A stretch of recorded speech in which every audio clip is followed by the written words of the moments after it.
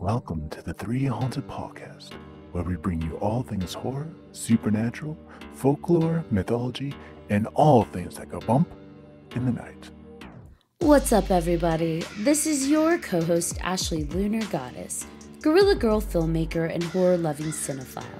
I'm just your average podcast-producing badass. I'm John Thomas. Some would say that I go a little too far with my love of all things horror, paranormal, and meta, but I say, talk nerdy to me, and I'm all yours. What's up, ghouls, gals, and all of our horror movie lovers out there?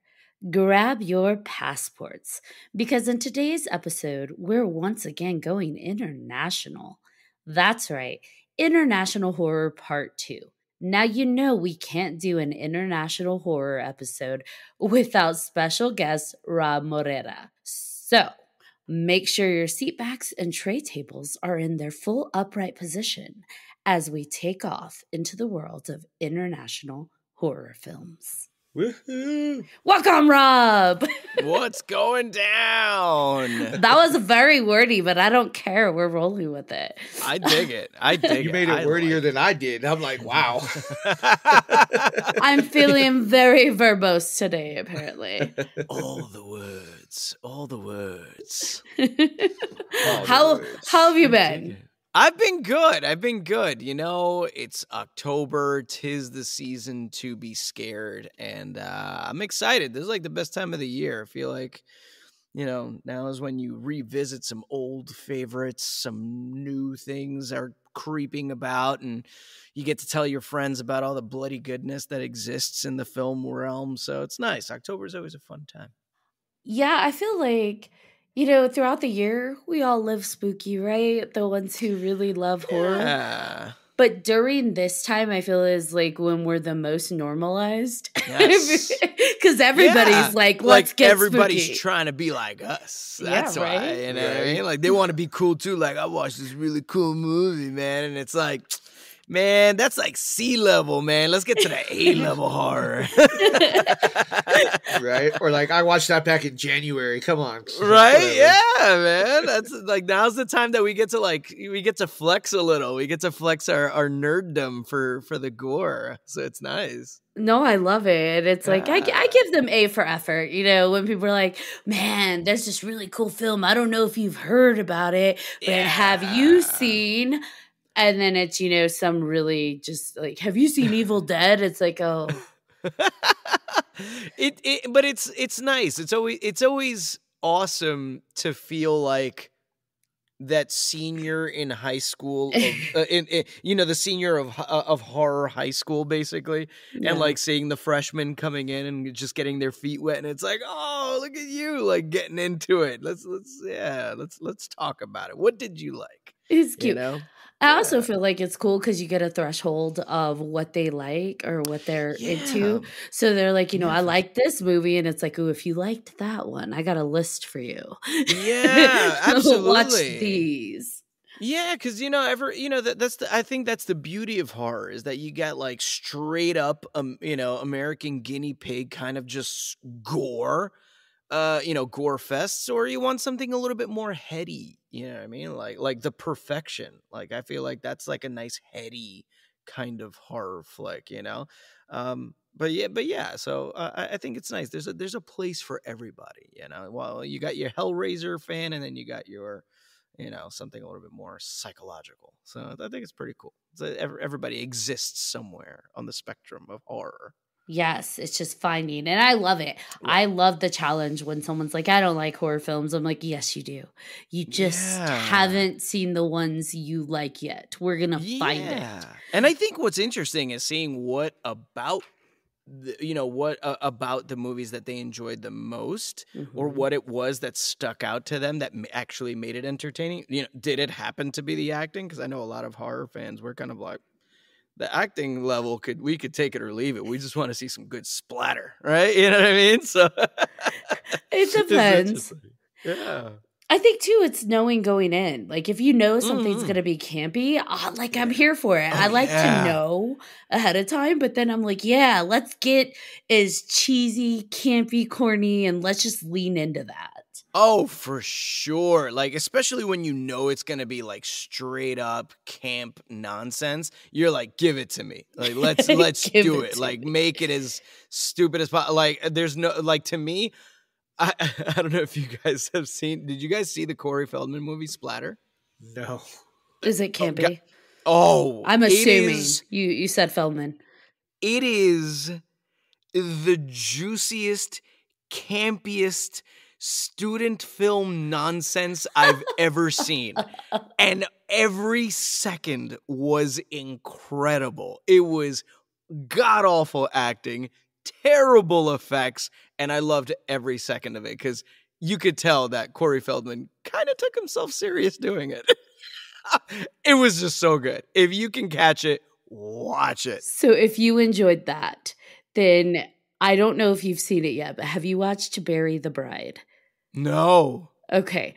So it is Rob Zombie's brother, Power Man 5000, Spider-Man. Oh, Spider-Man, yeah. He's now doing horror films as well. Is he? And casting his wife as a lead. Oh, Spider. Stop walking in Big Bro's footsteps, man. But versus, Rob Zombie with the dysfunctional family kind of vibe that he goes with, he's doing more of the creature feature. And, okay. And oh my gosh, like every word you described, like student film. I gotta watch I it don't, now. it just, you can't help but just love the outrageous, hilarious, absurd nature of it. I mean, the lead protagonist is Scout Taylor Compton. So kudos to him for casting her. He got her in it. I'm assuming that's a zombie connection. But cast her. The acting of the two leads actually really solid. Like his wife actually can act. And nice. and then they had Scout and she's got chops. And so the acting it worked, but oh my gosh, what they were given to work with. I'm like, you poor girls, you can't save it. You can't. Oh man. Okay. Yeah. It's like one of those, okay, I'll do this favor for you because I was in your brother's movie kind of thing. For Scout, she's just like, whatever. Just like fine. Sure, I was in one brother's movie. Let's do it. Do the other brother's movie. Yeah. That's amazing. There is a scene where because of course there's like trope characters everywhere. They're not that complex. And one of them, she's the sassy, trampy, very robust female character of the friend group. Literally an entire song. It wasn't a clip of or cuts away from or to an entire song of her dancing very provocatively in front of car headlights. Oh. Because they had to turn the headlights on when they turned the music up so then she could start dancing with, her silhouette doing all of these things. The entire song. Oh, goodness. Entire song. I was like, oh my gosh. Kudos to her for her endurance. I wonder how many takes that took. Oh, boy. Yeah, really. Oh, that's funny. That's pretty funny. Their movie opens, it's one of those that shows you a scene and then it's like 2 days ago, 2 days prior. So you get okay. Gotcha. Yeah. So when you get to the 2 days prior, it is like they upped the warm tone. They crushed the black. So it's just like really stark contrast and they threw a really heavy vignette on it. I stuck with it. It was campy as hell. This just was everything you would expect probably from Spider-Man venturing into film. Right. But the script concept was interesting. I will say the idea was interesting. I think they just got to work on it a little more. Oh, and Cher's son is in it. Chaz? Well, Chaz is a producer, but I think Chaz might have helped write it and was also in it as a character. Oh, really? Yes. Okay. And I will say Chaz is an interesting, the character they wrote for themselves was an interesting character. It was kind of neat. So. All right. Gonna have to check it out. It's gonna have to go on the list. Just expect splatter. That's all. Okay. Splattered levels of. Just expect that and you'll have a good time. Fair enough. Awesome. Okay, cool. See, I like that kind of movie. As long as I know what I'm getting going into it, then I'm cool with it. I was feeling festive because the spooky season is upon us. So I was traveling for one of the conventions, and in the hotels they sometimes have like the free streaming stuff. So they had Tubi, right. and that's how I found it. It's free on Tubi. So gotcha. Okay, that makes sense. makes sense. There weren't a lot of options on Tubi. Yeah, I feel like in October I think is when we are our most forgiving. Yes. In terms of some flicks, right? Like, have you noticed that, John? Like you might be like, you know what? This looks like crap, but I'll give it a shot. Right? Yeah, I'm feeling seasonal. Exactly. I've seen some of this other stuff. Let's see what this can do. Yeah, I like that. I'm feeling seasonal. I'm feeling generous for this season. I'll give you a view. I'll give you a click. I think we're just so happy for it to be our time, completely, that we're like, sure, screw it, I'll watch it. Yeah, for sure. And you know where I feel I do that a lot on Hulu, because Hulu's been like, yes. I feel like they've been trying to like catch up with Shudder a little bit, because they got a lot of horror, but like you watch them and you're like, oh, you guys are just kind of putting anything out there, huh? Speaking of which, did you watch that Alien home invasion movie? I can't remember the name of it. Oh, which one? They just put it on there. It's this lady. She's at her house. I know it's on my list though. I know which one you're talking about. Is it good? It's really good though, right? I enjoyed it. It was great. They try to go all A24 towards the end, but like it's really good. Yeah, I heard like that as an Alien flick, it's actually really good. Like it has its moments that are well done, and a lot of people liked that they went the OG gray Alien route with how they look. I was like, oh, that's pretty cool. Is it No One Will Save You? Yeah, I believe so. Yes, that's it. Okay. Yeah, that's the one. Because I always get that one and whatever Netflix has. It's like almost the same title, which is a completely different movie. Confused. So, like, yeah. No One Will Save You from Aliens or whatever's in this movie. Right? I'll add it to my list. Yeah. Yes, definitely. Yeah, I've heard really good things about that one. I was itching for that one to drop on Hulu, because that one's supposed to be really good. And I feel like it's been a bit since we've had a good alien flick that was scary. As opposed to like, War of the Worlds E. Because that's not like that's scary in a different way. That's scary like, oh crap, what if aliens like really came here and took over? As opposed to like, oh, they're just a scary thing that's just out to get us, I feel like that's such a different kind of fear. Yeah. Oh, yeah. So I think that's pretty cool. So I think it's about high time we had aliens be a little scary. I'm going to add it to my list. Yeah. And speaking of lists, you gave us a list.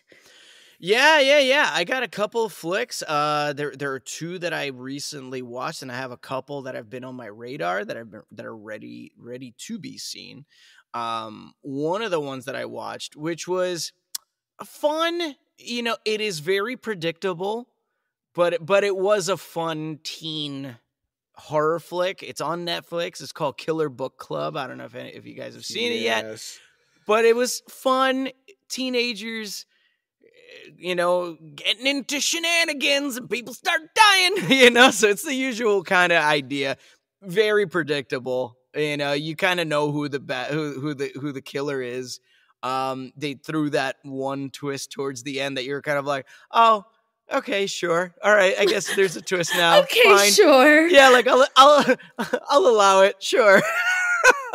But that was good. So that was a fun Spanish one. But what I found interesting, I don't know if you guys found it a little jarring. It was jarring for me because when I was watching it in Spanish. I didn't watch the dubbed version. So I was watching it in Spanish. But even when you're watching it in Spanish, all the text is in English. And I found that really jarring for me. Like my brain was kind of like, what's going on? Like, why do we have to keep retranslating? I don't get this. I don't need to code switch while I'm watching my movie. Stop it.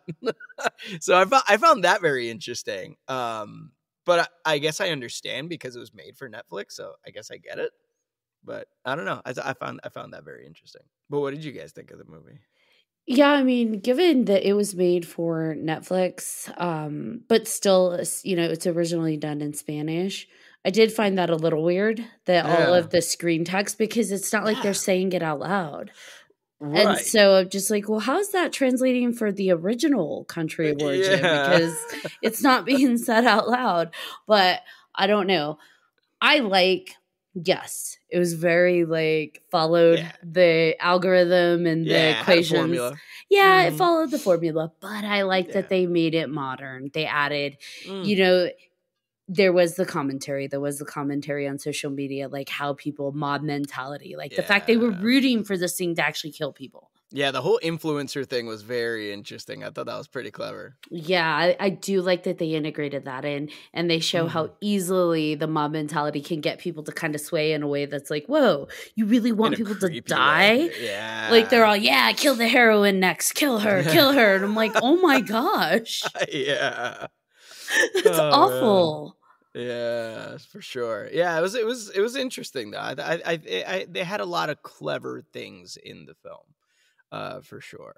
But it was funny because I remember when they had the reveal of the who was he, the emo, the reveal of the emo being the guy. I was kind of like, no, the emo was her boyfriend. Oh no! Oh right, the boyfriend was the emo. Who was he? I forgot what he labeled himself as, but whatever. But that guy, but him.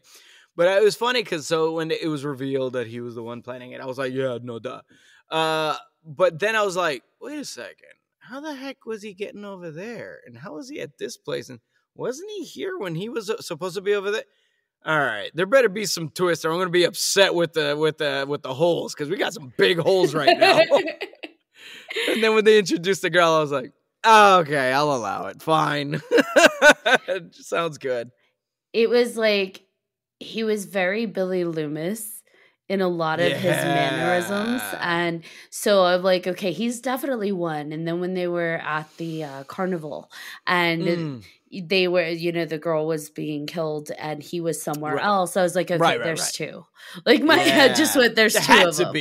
I'm like, I don't know who the second is, but there's two. Yeah, I mean, at that point, it was like there had to be. Like, come on. Yeah, right? For sure. It's like, thanks, Scream. You kind of ruined it for us, but yeah, but really. I know. It's like, sorry, Scream did it first. Sorry, guys. Exactly.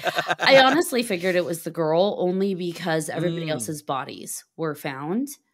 And hers was the only one that wasn't. Was the only one that like vanished, yeah. Yeah, and I'm like, okay, because at first none of them were, right? Like they couldn't find them. But then when they all started boom, boom, boom being found and being, killed in person, I was like, oh, okay, she was never found.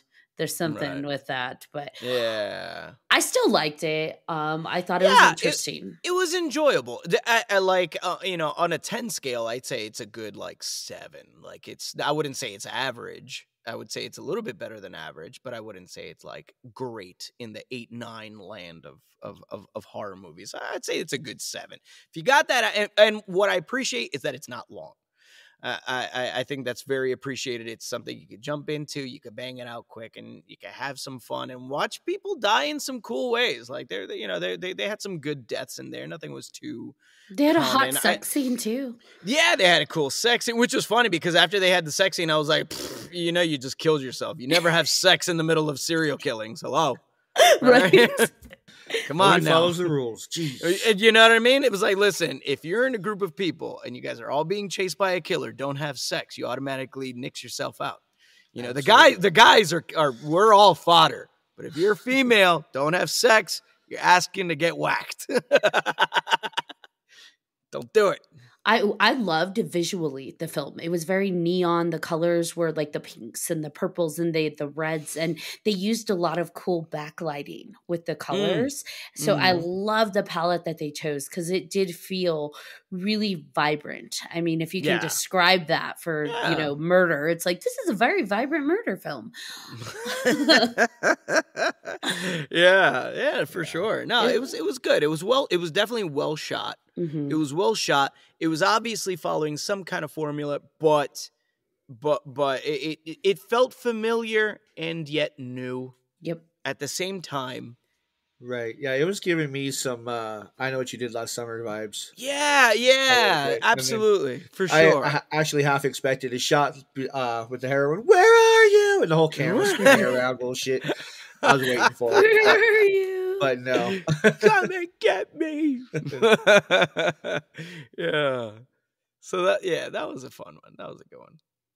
I like that they were able, for me at least, to translate what kind of disgust I was feeling for the community of like internet people that are like rooting for everyone to die. They were still able to translate that a little bit onto me myself as a viewer, because, you know, her boyfriend's there trying to protect her. He's about to get murdered at the school while she's having sex with some other guy her boyfriend's been warning her about. And so I'm like, ew, you get what's coming to you. And it's like, oh my gosh, like I actually am despising this girl. She is being awful to her boyfriend the entire film. And I'm just like, you get whatever's coming to you, you trollop. And yet there he is still trying to save her. It's like, you know, Mr. Captain Save a Ho, this is not the one. Find someone else. You have options. Oh god, I'm awful, but I like that the writer was able to evoke that from me. Yeah. Well, I think there was kind of like there was in the reviews kind of like a general consensus that a lot of people kind of felt, especially towards that point. But there was a little bit of a distaste for the heroine. Like there was a distaste. Like you weren't necessarily rooting for her. Which I kind of appreciate, actually. I'm okay with that. Me too. I don't mind not liking the main character every now and again, especially if they are very obviously a bad person. You know what I'm saying? Like, I mean, she accidentally murdered someone and she cheated on her boyfriend in the same movie. Like, damn. She damn, accidentally murdered someone. You're like, shit. But Alicia's like, I'm sorry, guys. He bumped into me and he died. He got skewered. It was like, yo, you just accidentally skewered someone. Not a small thing. But it was when they do the flashback, it was whatever that guy's, what was his trope? Yeah, he wasn't the emo, but in the flashback, he actually like stabbed or did something to him. Yeah, he like cut his face or something. Yeah, to cause him to be like, I can't see and bump into her and fall. Yeah, so technically it was more so him, but still her mess. She agreed to go along with it. Exactly, because truth be told, it was just like you couldn't plan her being there. So presumably, the guy was going to run down the hall. He was going to catch him and then murder him anyway. Yeah, it just kind of it was the cherry on the cake. Like, well, shit, I didn't even have to do it. She did it. Now she got guilt on her side. I'm totally gonna sleep with her now. You know what I mean? Like, Nikki time. Right, let that guilt seep in. I love how his internet girlfriend didn't even care about that. Like, oh yeah, she wasn't even phased. Yeah. She was kind of like, whatever. I'm just upset you stole my story. Like, I can't believe you took my story. Like, okay. So my question to you on the ending, without giving spoilers, is: do you think, given the entire premise of the film and what we saw throughout the film, do you think that final shot was a full hallucination? Or do you think it was real? I don't know. She's kind of basket Casey. I'm thinking it was a hallucination. Like at that point, she went through so much trauma. I think she's just screwed up for the rest of her life. Case. Yeah. Yeah, like she's totally screwed up for the rest of her life. I don't think it.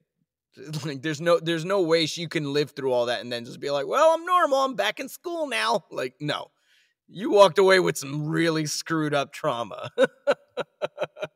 But I mean, it'd be fun if it was real, but it was too. Everybody was there and then everybody's gone. It's like, come on, that doesn't just happen unless she just stood in a daze for like 6 hours, you know? Possible. Which could happen. Mushrooms do that too.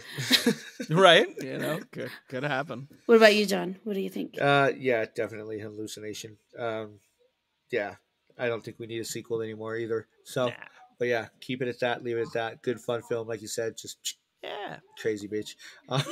Crazy. I like that's the final thing. Crazy bitch. Yeah, there you go. Turn the brain off and enjoy. You know? Yes.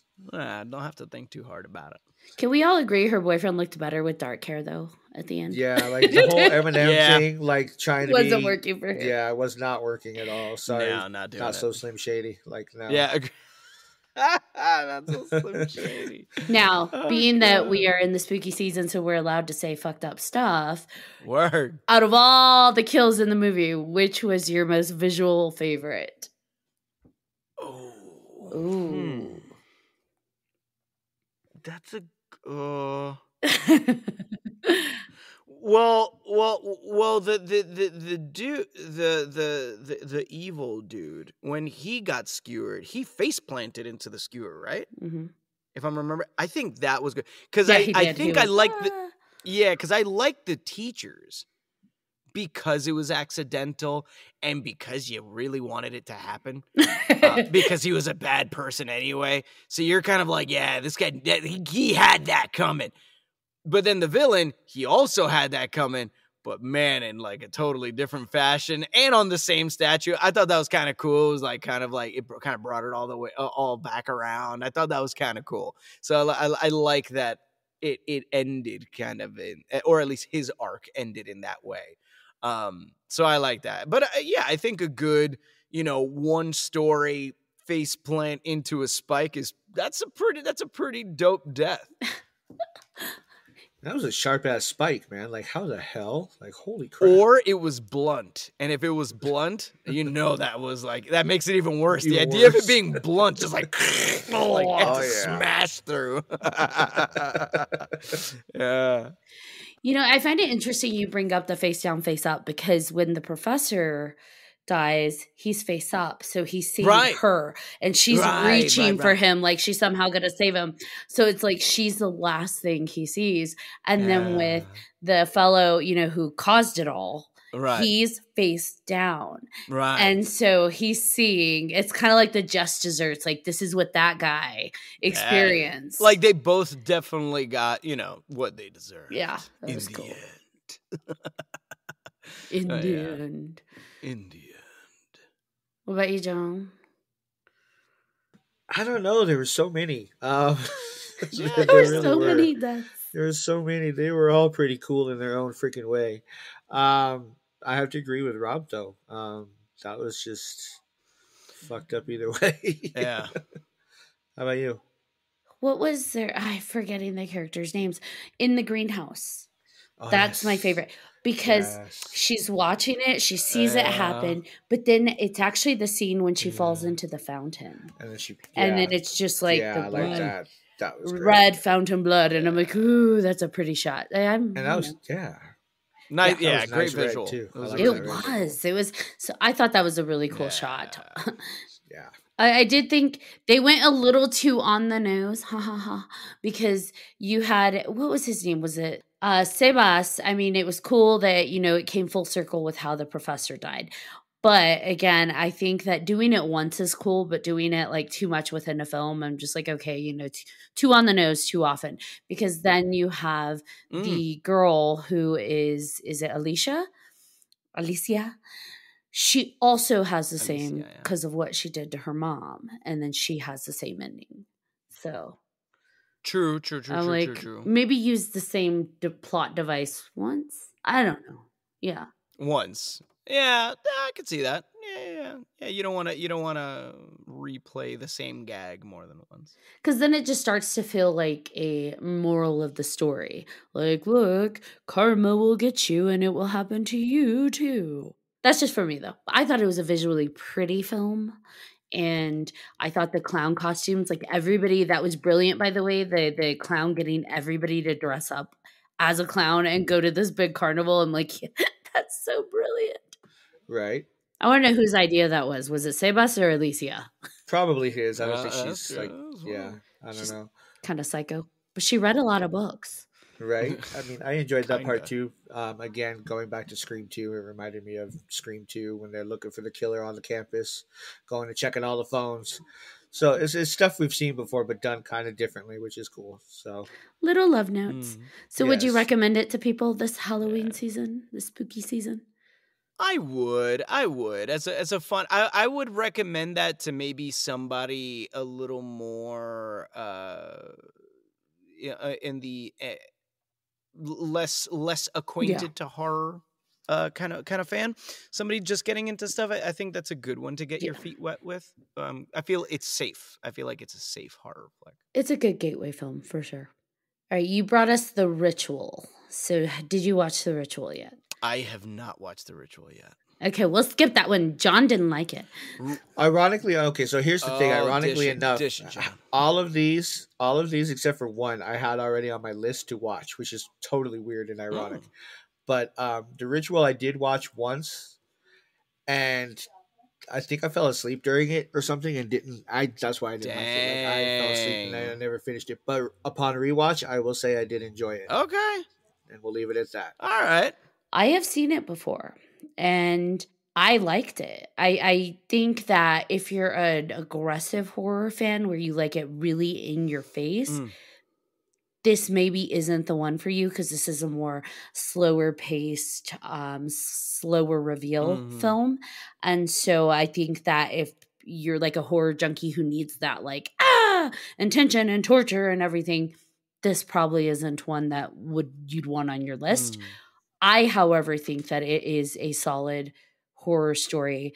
More on the, yes, it has supernatural vibes to it, but it is a lot more about like psychological trauma and torture. So I liked it though. Nice. Okay, good. Good character building. So nice. Yeah. That's I think next on my list. See, now here's the thing with October, it's also the 1 month that I get to actually bring my wife out of her cave of security and rom-coms and like bring her to the dark side for a handful of times. So I always have to see which horror movie I can bring to the table, because that's an understanding of ours since we got married. I'm like, once it's October, you have to watch 4 horror movies and that's it. This might be tame enough for her. Yeah. Okay. Because we did Killer Book Club and she was kind of like, oh, that wasn't so bad. I was like, yeah. This one might be tame enough. It's very like, and John, correct me if I'm wrong, but to me, it's very like Blair Witch vibes without it being as intense Blair Witch. It's not found footage. Okay. But it's very much similar vibes. So. Got it. Okay, cool. Yeah, I agree with that statement for sure. Nice. Did you watch El Conde? El Conde. I did see that one. And that one was interesting. John just rolled his eyes. Oh no! I'm sorry. This is like one of the ones that I hated the most. I could not stand this fucking movie. Sorry. Oh no! How come? I don't know. It just did not capture my attention from the get-go. Gotcha. I'm struggling to watch this thing. I was just like, I don't know. I didn't like it. Okay. I thought it was interesting. Just knowing, like, you know, because the character, I mean, he's based on an actual like historical figure, and I think that's what made it kind of interesting to think about. Because, you know, for anybody that doesn't know, Augusto Pinochet was an actual dictator in Chile. Like, he actually existed. He was a dictator of Chile for like 15, 20 years. Not the greatest person. So the idea of him as you know, an undead creature from France was kind of funny. So, you know, I definitely got its kind of satire, I guess. Because I think that's ultimately what they were going for the movie, was kind of satirizing this historical figure, you know. I would have liked it if it was more show than tell. I think that's the part that hung me, like I got hung up on. Okay. Is for me, it was too much narration. Gotcha. It was like we get like Royal Tenenbaums vibes, right? Like they're all these awkward family members that come together, and I'm like, okay, that works. And you have this guy who's discontent, like today's the day I die, and it's just like, okay, well, you've said that for how long? In the characters themselves, I think had a lot of promise for me, and I wanted to like it, but the narration was just like too much. Yeah, it was like if they had just pulled back on that, I think I would have, and shown more. Right. I would have liked the film more. I did like the historical nods. Like I laughed when it's like Margaret Thatcher. Yeah. Those were fun, and those pieces of history they talk about. I like when movies do that. It was clever. It was interesting. It is. Yeah, it was just too much narration. Yeah, no, I don't blame you. A little. I will absolutely admit it is very talky.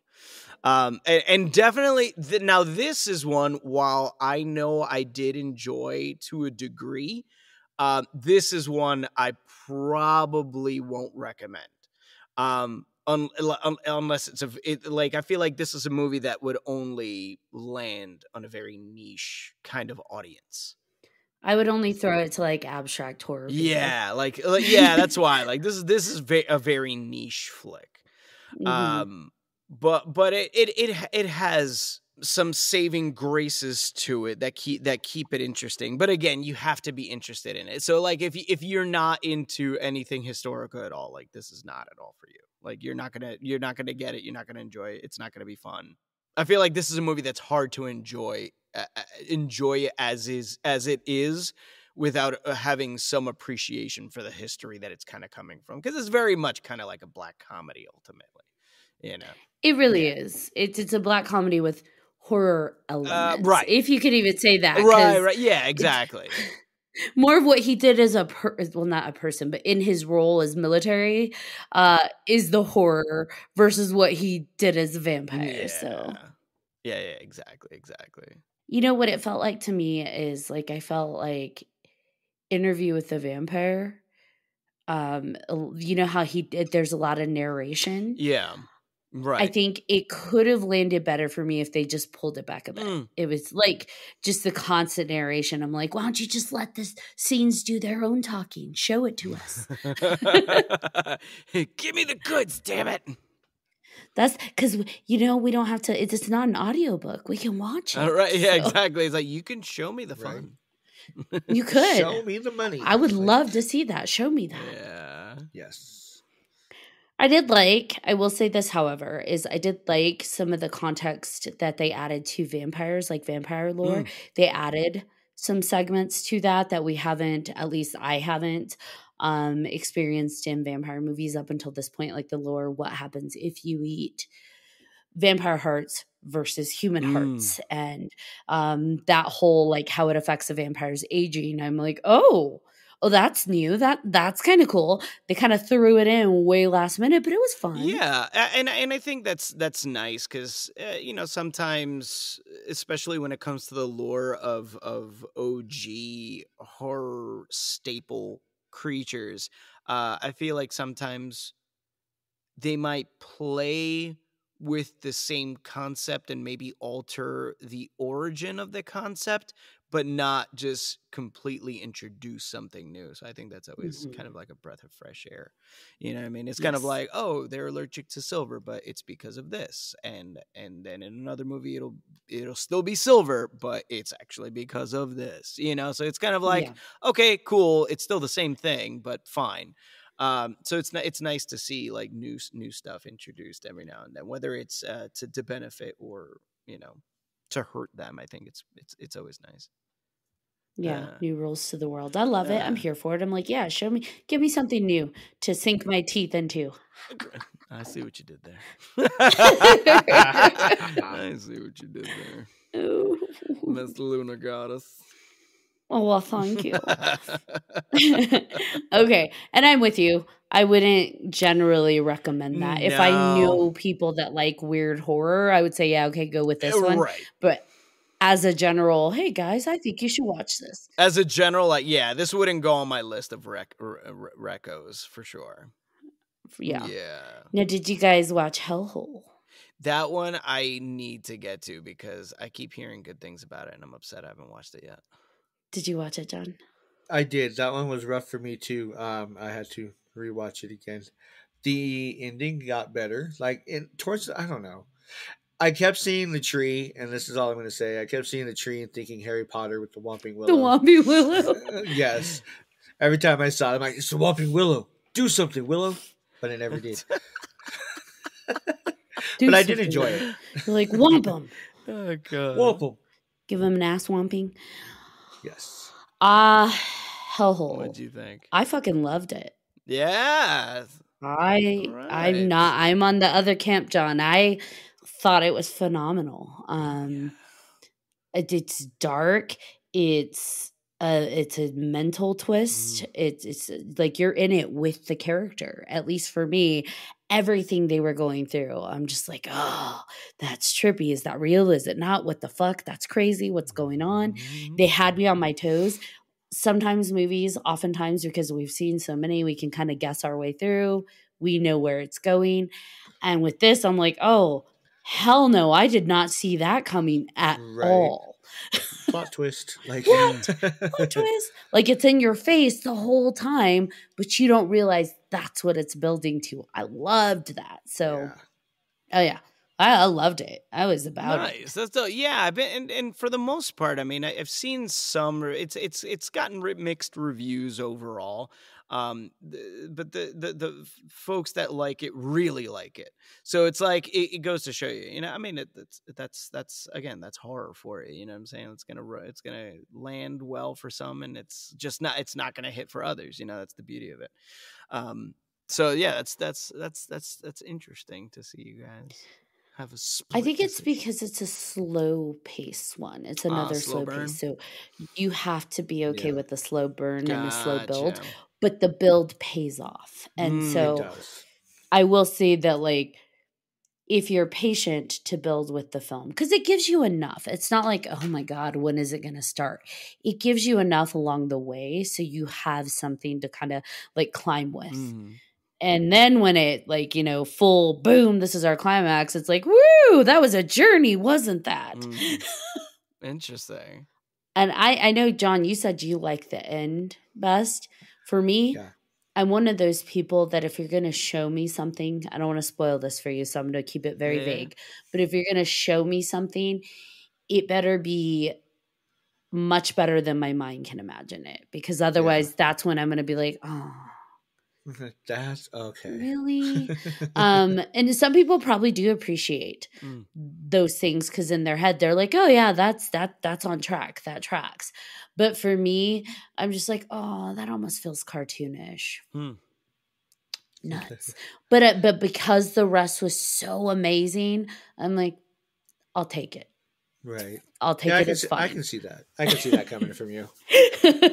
I'll take that. She's got such a dark, twisted imagination that nothing can suffice. I'm just kidding. I think that in this film, I almost think if they hadn't shown you that, they'd shown everything else, the reactions and how it was affecting everything else, it would have been way scarier. Like you only get to see what else is being affected. You don't get to see that. That I think then I would have been like, fuck, give it a 10. Yeah, give it a full 10. Because I felt that kind of pull back a bit, like cartoonish. For me, I would say, okay, that bumps it back down to maybe like a 9. So. But still high up there. I was going to say, 9's still good. 9's good. Yeah, I definitely would give it a 9 as well. Nice. I would recommend it. Like, I would tell, like, that would make my general list. I actually saw my mom today. I'm like, Mom, add Hellhole to your... Nice. She loves horror. So I'm like, add it. She's like, okay. There you go. If you could recommend it to Mom, that's a good movie. That's a good flick. Mom loves horror. So nice. I was like, add it. That one's on the list. Nice. So then Blood Red Sky. Yeah, man. I had been waiting. I don't know why. Like that movie sat in my queue for such a long time, and it looked interesting, and I just didn't see it.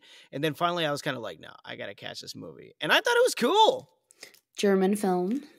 Yeah. German flick. I thought it was pretty cool. I thought it was very different. It started not like a horror film. Yeah, because they like mixed two genres. I'm like, all right, am I watching like Passenger 51? And then it's not that. You know, like now it's Underworld on a plane. What's happening in this movie? Like, what's going on? They're taking me for a ride here. I mean, okay, so the first few scenes, you've got Graham McTavish, and I'm just like, I turned it off to check the synopsis to make sure I got the right movie, right? Because I'm like, Graham McTavish doesn't do horror films. Yeah, for sure. I'm so glad I wasn't the only one. Okay, yeah. So I was like, wait, is this the right one? Like, I'm pretty sure this isn't the right one. Yeah, but I think that's what I liked about it. It's such a swerve. Like, man, this is a swerve and a half right now, guys. Like, what is this? Oh, I definitely felt the swerve, but I liked it. I thought it was like you said, it started like a completely different film, Mhm. and it like, is this going to be an action film? What is Right? this? Like you get like Air Force One vibes. Like, oh, this is gonna be like an airplane hijacking, Like- flick, and then no, it's not. Like, it's not that Like at all. it is, but it's not. It's not that at all. Hang on, because it's gonna get crazier. Yeah, it's just like, oh my gosh. Yeah. You know, you're waiting for, where's the horror? Like, this is Yeah. interesting. The story's building and Mhm. I'm here, but where's the horror? And then when the horror hits, it's like, this is that kind of movie? Oh my gosh, what? Yeah. Yeah. I thought it was really well done. Like it's such a cool mashup of concepts. Like this is an absolute mashup of concepts. That worked. I felt it worked. You know what I mean? Which is really cool. And I'm always a fan of seeing Dominic Purcell in movies. So I just enjoy As him. one is. I just enjoy him. Me too. Right. If he's in it, I'm a I knew. fan. See, that's all I knew was like that he was in Right. it at first, and I was like, all right, where the hell is he? Like, come on, where's Mr. Prison Yeah, Break? where's I Prison Break? was actually waiting for him too. I'm like, where is he? I don't see him. Oh, there he is. Yeah, once he's on screen, you're like, all right, we're in for a ride. This is gonna be a good one. Yep. Buckle up, bitches. We got turbulence. There you go. Yes. His presence is amazing. That's what this felt like. Turbulence. The Yes. airplane movies with the hijackers. Yes. Turbulence meets like you said, the underworld. Yeah, it was cool. I thought it was I thought it was well shot. I like the mom reveal. I thought that was kind of cool. I like the way they introduced that, and kind of where it came from. It wasn't like, oh, I've been living forever with this thing. Like she's not exactly a fan of what she is. Which is nice. I think that's a refreshing take on being a vampire, because it always seems like vampires are absolutely love what they are, to some capacity, or they absolutely hate what they are, but they just kind of accept it. And she's a mom in this position, which is, I think, very interesting.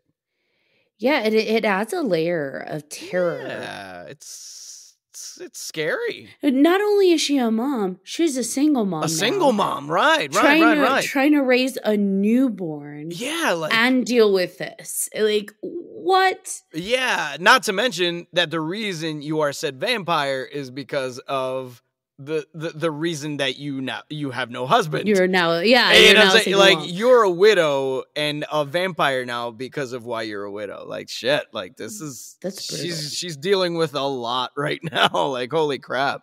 As a mom, that's a lot of heavy plates to spin, It is. One of my favorite scenes actually is the flashback of her in the apartment and the baby screaming. And we've all been there as a parent where our kid is just full meltdown and you're just like, oh, and she turns around and hisses at the baby and he cries even louder.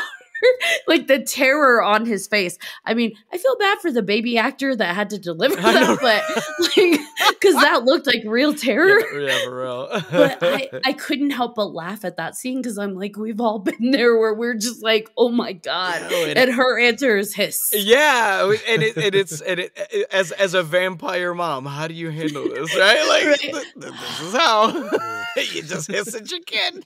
You hiss at your baby.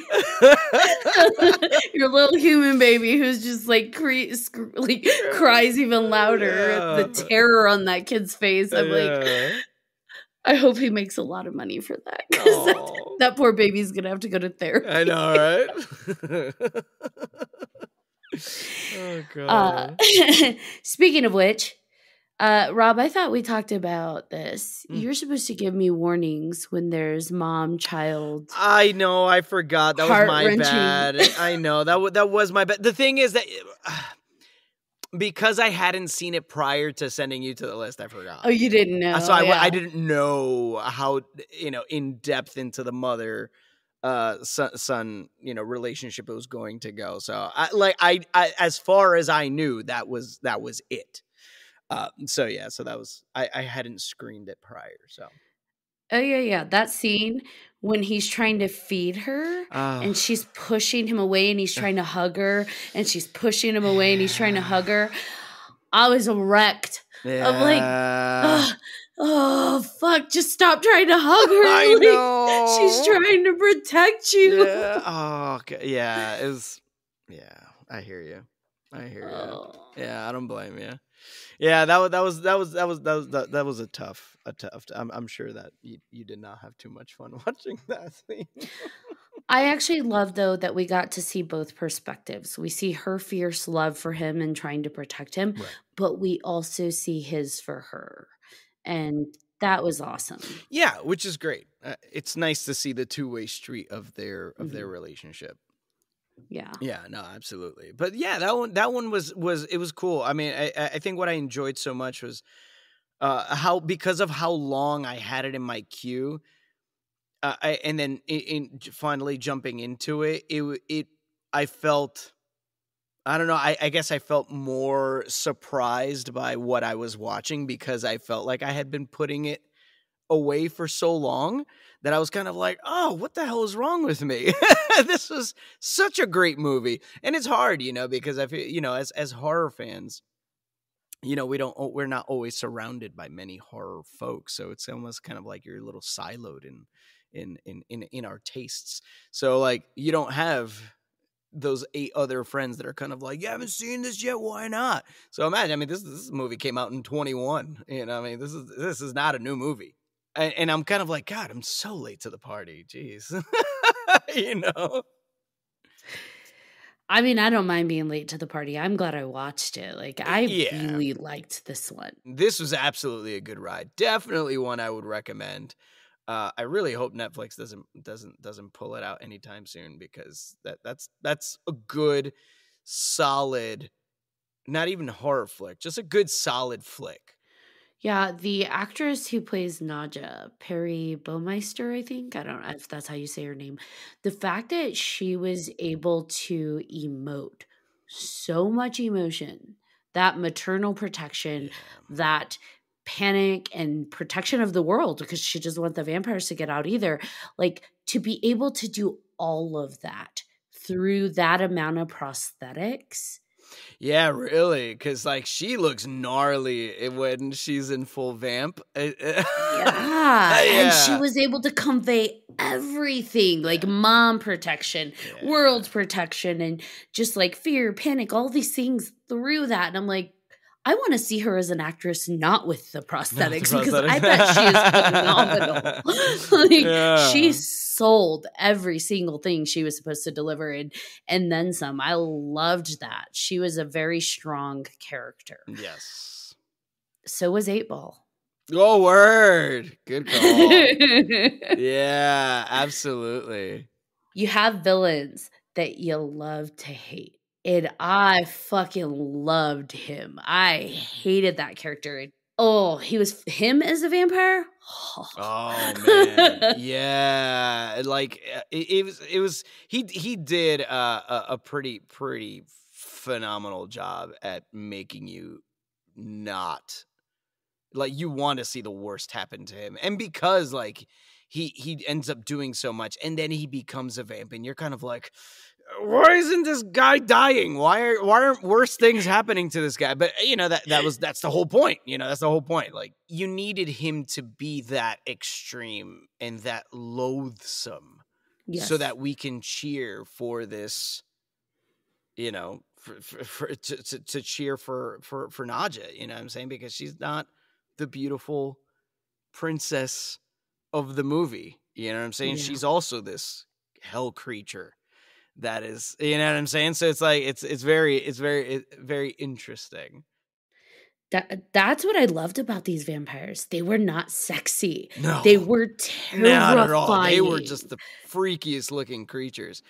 Which is again, which like you said, like it's nice to see them as the creatures they are. You know what I mean? Because I feel like some vampire movies, they're glamorized until they feed. Like, the only time they look scary is when they feed. It's like, they're still creatures, though. You know what I'm saying? They are still creatures to some capacity. And I like that they play with that idea of making them more feral and animalistic as creatures. You know what I'm saying? It shows more of a transformation than just, I'm human. Oh, I'm a vampire now. I still look human. Now I got pointy teeth. You know, like that's it. That's all that happens. Well, it's kind of lame. It makes you wonder though, because she didn't have hair, if the suppressant is what caused her hair loss. Because if you notice, all the other vamps, they still had their hair. Or is that like an overtime thing? Because the guy, the guy at the beginning had suppressants too. Right. Yeah, that's true. Yeah, he did also. I don't know. I don't know. Maybe. I mean, that's an idea that could. I don't know. Because her transformation, like her full transformation, like that when she's the full creature. Towards the end? Yeah. Yeah, like the full eyes and the everything. It was subtle because she's been transforming the more she feeds and rages out. Yeah. But like that final one, it's like, oh, like there's no question. The makeup artist is leaving no question. Yeah. That is full creature now. Yeah, absolutely. I loved it. Yeah. I loved her. Yes. And 8-Ball. Yes. 8-Ball was terrifying as a vampire. Yeah, yes. they really made the movie enjoyable. Because you absolutely had your hero and you absolutely had your villain, or at least you knew who you were rooting for and you knew who needed to go down, and that's pretty cool. Especially the fact that they were both the same creature as opposed to like human versus vamp or whatever. You know, I mean, I think that's pretty cool. Which they have to sense it in each other, right? Because they're the hijack vamps. Once they've all been kind of turned, and I know we're doing spoilers, guys, so sorry. Yeah, spoilers. Hijack vamps. Once they're all turned, and the others, they're still going after her. They're still fighting her. Like 8-Ball is coherent enough, to know that's you're my still enemy. my you're still my opponent. Yeah, for sure. But then once she's finally like in her full mode, they left her alone. She's like the first one off the plane. She's like, let's get him. Yeah. So I wonder if that's just something they sense in each other. I don't know, but I'm curious why they didn't have the full blood frenzy that she did, or do they? Because he still seemed to have a mission, right? Right. Yeah. I don't know. Versus like just eat, it's like convert, spread. It's like another kind of like, like something motivation in their in their like DNA now has changed that forces them to do something else. Yeah, and I hear you. Yeah, I know, but I loved it. Like I would add that to my general list as well. Yeah, absolutely. I think that one is a really great one to add, especially if you're looking for something a little bit different. If you're looking for the vampire taste, but in a different scenario, this is absolutely the one. This is like 30 Days of Night meets Air Force One. Yeah. That's for sure. So I have a funny question because it hit me at the end of the movie. This is awful. This is where my brain goes. Uh-oh. So, our character friend that she chops his hand off. So, the infection doesn't spread. How did they handcuff him? He was handcuffed at the end.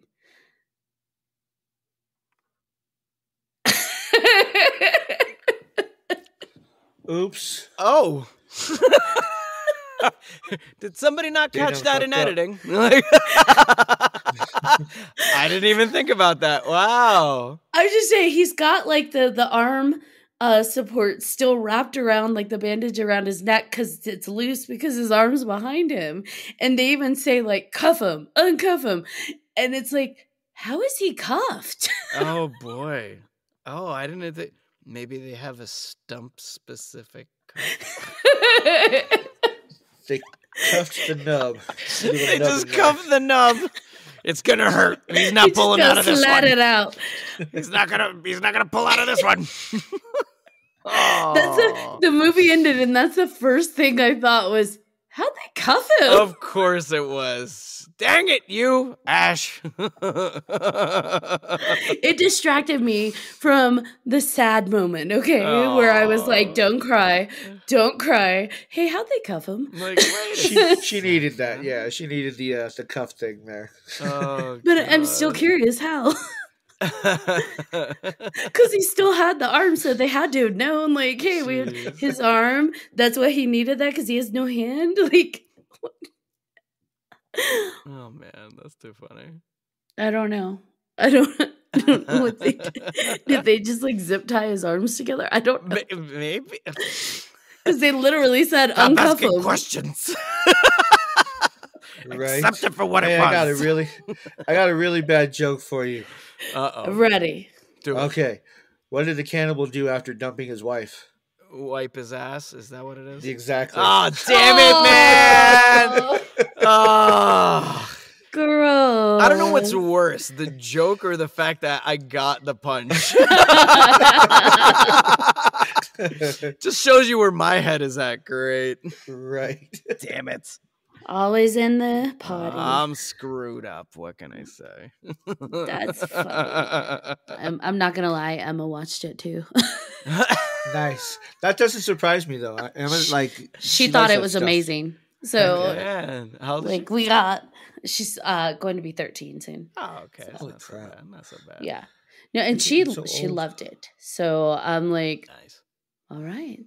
Nice. She's my girl. She's coming There you- along well. There you We're go. There on you the go. horror journey. Yeah. See, I wish I could have started my kids as early as I did, but yeah, no, not at all. You can't do that. She just started doing more of the like true horror films, and I guess my litmus test for her was she watched chapter 1 of the new It movies, Oh, and she loved it. So I'm like, if you can handle that, then we're good in a range. yeah. I'm for still sure. not going to do the possession films with her. I think that freaks people out. Yeah, they hit different. There's do. one that's not that bad. It's not that great either. It's the Pope's Exorcist. I want to watch that. I haven't watched it That yet. one's on Netflix. I watched it while it was in theaters. Mm. I was disappointed, but I mean, I think it's one of those easier ones to watch. But Okay. I mean, since we've seen a lot, there's a lot to kind of go and against. pretty Yeah, much, I think I saved that one in my list. Yeah, religious exorcism movies. I tend to take at a slow pace because after a while I'm just There's kind of too many. like again. You know what I mean? So we get it. The devil's bad. Exactly. Oh no, it's not that demon. It's a different demon. Okay, There's a like, I get different it. demon. There's Yeah. like thousands of them. Jeez. Like honestly, for me, it's kind of like if it's not going to be as fun as Drag Me to Hell, I mean, it's just going to take a while for me to watch it. Because Drag Me to Hell was just so fun. Now I'm curious. There's claims that so many people are possessed in the world, like probably millions of people. Mm. There aren't that many demons. So can demons possess more than one Like person at the same multiple time? possessions? Yeah. I don't know. Like, I are they believe it. Have putting they ever in done that overtime? in a movie? I don't. Ish. I don't know. Yes. Yes. Multiple Ish. possession by the same creature? Well, the new Exorcist movie. I haven't watched it, but the implication know, is it's yeah. the same demon possessing both girls. Interesting. Apparently, it's not doing very well though. No, I've heard it's not doing well, but the concept is there. A demon is possessing Yes. two at the same time, Okay. but they're in close proximity. Aren't there demons like in different countries? I would like to see one demon possess a group, and then that group do like stuff. Things. I think that'd be cool. I think that'd be interesting. Yeah. Yeah. Mass, think so. Mass possession, mass exorcism. I think that'd be dope. Because in Night of Demons, did Angela possess them one by one, or were they all possessed at the same time? Do you remember? That's long. I'm taking it way back. Oh, I didn't see that one. Oh, you haven't seen Night of Demons? I have not. The 80s? It's 80s, right, John? Yeah. Very I think 83, 84 maybe. Moreira, you better add that to your list. They did the Uh-oh. remake. Yeah. I would thought it was, watch the original, not the remake. The 88. Yeah. Yeah, that's what it was. So watch that, and then I want to know your thoughts on Okay. that because I think the implication is that the demon that is Angela it's just one, right, John? That's getting all of them. It's not like, or is it believe so. demons, like multiple demons? I don't know. All right. I'll check it out. No, You I'm be the curious. judge. You be the judge. Tell us your perspective. I will give you my expert, Give me your expert advice. opinion. It's a fun little flick, and of course it's Nice. the '80s, so you get like gratuitous, sex and All the boobs boobies, and all yeah. that, all the naughties. All the All the naughties. boobies. I think there's like a lipstick scene with boobs. I don't know. Oh boy. John's just like, Maybe yeah. it's there. Yeah, Don't it's there. maybe don't subject your wife to that one. No. No. She's gonna be like, really, Moreira? This is I like know. this. So, like, this is what you're bringing to the table. Like, sorry, honey. Sorry. Sorry, I didn't know. Blame Ashley. This is the Luna Goddess's fault, not mine. Oh no! Don't blame it on me. Now, Rob, do you have any new projects coming out that you want to talk about, or anything you want to shout out to? Latest is I am a new character actually in the Yu-Gi-Oh! Duel Links mobile game. I was already in the game before as Bronx Stone. It was really cool. He was one of the playable characters, but now in the new Sevens Rush Duel world, you'll actually find me as an NPC character that you can duel called a Goha Soldier. So you'll actually get to hear me there, which is pretty cool. So that's the latest fun thing that I'm doing, but I got a couple of other big projects that are on the horizon I can't talk about just yet. And I do have one audiobook for the audiobook fans that are out there. It's called, there's one called The Golden Gate. It came out roughly a month ago. And just won an Earphones Award from Audiophile Magazine, which is really cool. They really enjoyed it. Wrote a very nice review of the book, and they enjoyed my narration and my character work, which is really cool. But it's a dope story. So if you're into LA Confidential, if you like that movie, this book is kind of like that. It's like a murder happens, and it's a hard-boiled OG noir detective style kind of audiobook, and it's really cool. I let my wife just hear the preview of it on Amazon, and when it stopped, she was like, "Wait, where's the rest?" And I was like, you want to hear the rest? And she was like, "Yeah, like it sounded really cool." I was like, "Dope." So it is very a very interesting story. It's pretty cool. It's kind of spooky, but yeah, it's like a OG kind of whodunit. Congratulations. That's awesome. Thank you. Congratulations on the award, but also just being a part of that. That's really cool. Yeah, it was awesome too. The writer Amy Chua, she's known for she's done a couple of nonfiction books, and that's really what she's known for. So this was actually her first fiction book. And the thing is, she's already like a New York Times bestseller. So this was kind of like a big deal, like on several levels, like one for her because this was her first big fiction outing, but also for the publishers because they're like, yo, she breaks records, man. Like this got a hit. And the book, when the book came out, people were loving the book, and then the audiobook came out, and people have just been really digging it. And I was like, whoa, okay. Like, man, this is pretty dope. Like I didn't know what to expect. But what's cool is that in the audiobook, when you finish listening to it, at the end, there's she and I actually get a chance to interview each other. So you get to hear a combo between me and the author. And she ends up actually spilling the tea when they were casting. And she told me, she was just like, yeah, when we heard your audition, me and all the producers were all kind of like, that's the guy, that's the detective, that's him. And I was like, no way. She was like, yeah, like we heard your voice and we just knew it was you. I was like, oh, how cool is that to hear from like the author? You know what I mean? Like that's so wild. Like this is her story, and to hear my voice and for her to be like, yeah, the voice that I was writing, like you're it. That's that you have that voice. Like that's such a compliment, That's so cool. Yeah, so it was pretty dope. That's so that awesome. was I'm very proud of that book. But yeah, it's called The Golden Gate by Amy Chua. Super cool. Yeah, I'm gonna have to go listen to it. Usually, I'm Please not an do. audiobook person, but because you're my buddy, I'm gonna listen to the book. Check it out. Let me know what you think. I mean, I I'ma would love, do I it. would, especially if you're not an audiobook person because I'm not either. You know, like I'm a you know, I like reading my stuff. I like to touch the pages. Yeah. Yeah, it's same.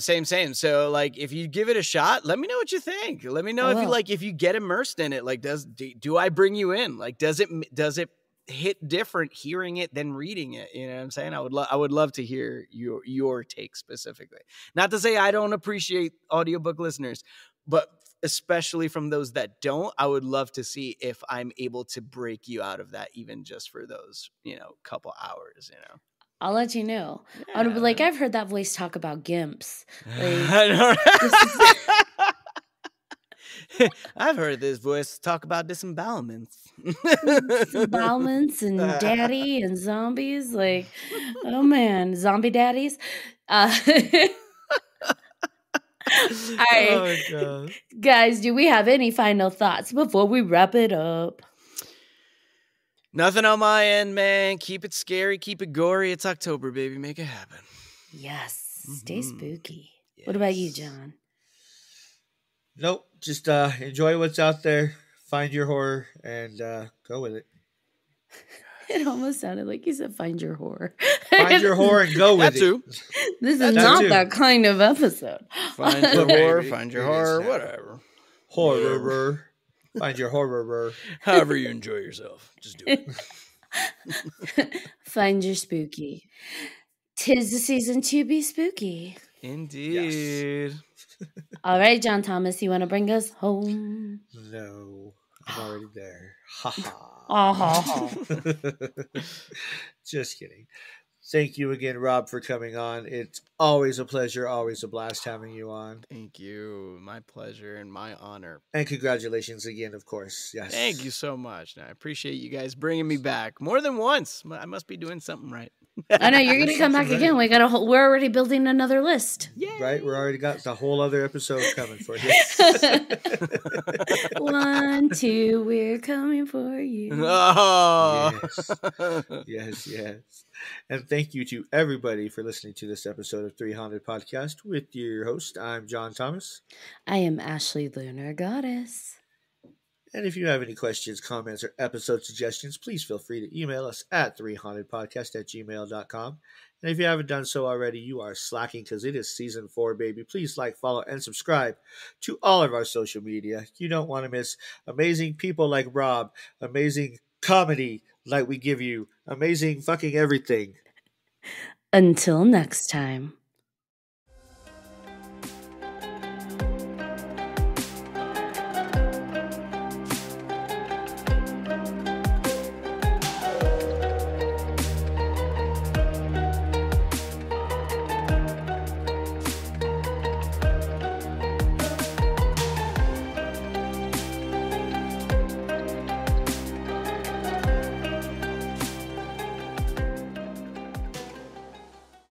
Are you looking for more awesome podcasts? Head on over to withoutyourhead.com for access to the Without Your Head podcast network, where you'll find a variety of podcasts sure to keep you entertained and coming back for more.